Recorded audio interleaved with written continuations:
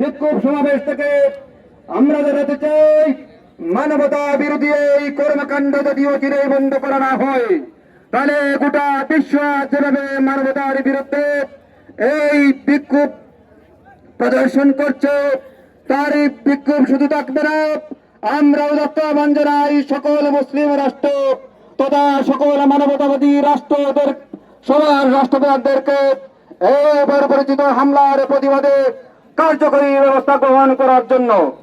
তারই সাথে সাথে আমরা জাতিসংঘকে আহ্বান জানাই, প্রয়োজনীয় পদক্ষেপ গ্রহণ করা যদি না হয়, তাহলে গোটা বিশ্ব যেভাবে বিক্ষোভ সমাবেশ শুরু করবে তা সামাল দিতে পারবে না।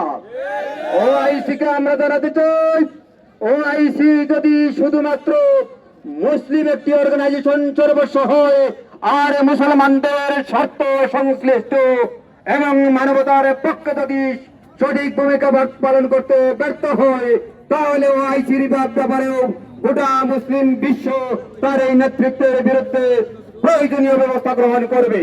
স্বাধীনভাবে তাদেরকে হত্যা করা হচ্ছে, স্বাধীনভাবে তাদের ঘরবাড়ি ধ্বংস করা হচ্ছে, স্বাধীনভাবে শিশু নারী কিশোর সবাইকে হত্যা করা হচ্ছে।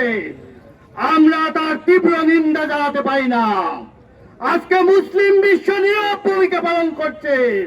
আমরা বলছি, আপনারা জাগ্রত হন, নয়তো ইসলাম ধর্ম ত্যাগ করুন। আমরা বলছি, সকল মুসলিম বিশ্ব যদি আজকে একত্রিত ভাবে তাদেরকে প্রতিহত করে, এই পৃথিবীতে কোন ইসরায়েল নামে কোন রাষ্ট্র থাকবে না। জানাতে চাই, এই বর্বর হামলা যেন অতি দ্রুত বন্ধ হয়ে যায়।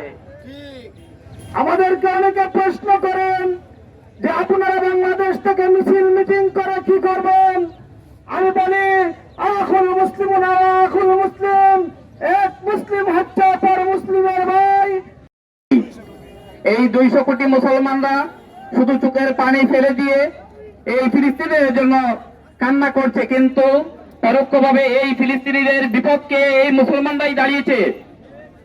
সংগ্রামী ভাইয়েরা, আমরা যদি আজকে এই ইসরায়েলি বাহিনীর যে সমস্ত পণ্য আছে আমাদের এই বাংলাদেশে সহ গোটা বিশ্বে, যদি গোটা বিশ্বের মুসলমানরা যদি তাদের পণ্যগুলো শুধু বয়কট করতাম, তাহলে প্রতিদিন 1 টাকা করে বয়কট করলেও 200 কোটি টাকা তারা লস হতো। আমরা প্রতিদিন 1 টাকা করে দিলেও, প্রতি মুসলমান 1 টাকা করে দিলে 200 কোটি টাকা আমরা দিচ্ছি তাদেরকে, আর এই টাকা দিয়ে আমাদের মুসলমান ভাইদেরকে তারা হত্যা করছে। ছেলেকে নিয়ে 5 কিলোমিটার দূরে যাচ্ছিলাম, আমার একটা হিজাব দিয়ে আমি আমার ছেলেকে পা বেঁধেছিলাম এবং আমি তাকে আমার কুলে নিয়ে 5 কিলোমিটার হেঁটেছি, কিন্তু আমার ছেলে শাহাদাত বরণ করেছে। তখন তিনি বলেছিলেন যে আজকে আমার হিজাব ওই মুসলমানদের চাইতে, মুসলমানদের যে আমার হিজাব সবচেয়ে বেশি কাজে লেগেছে।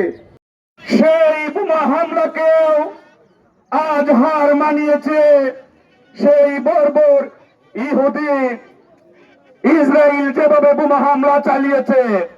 ধিক্কার জানাই সেই সকল মুনাফিকদের যাদের সামর্থ্য ছিল আমাদের মুসলিম ভাইদেরকে সহযোগিতা করার, কিন্তু তারা মুখ ফিরিয়ে নিয়েছে।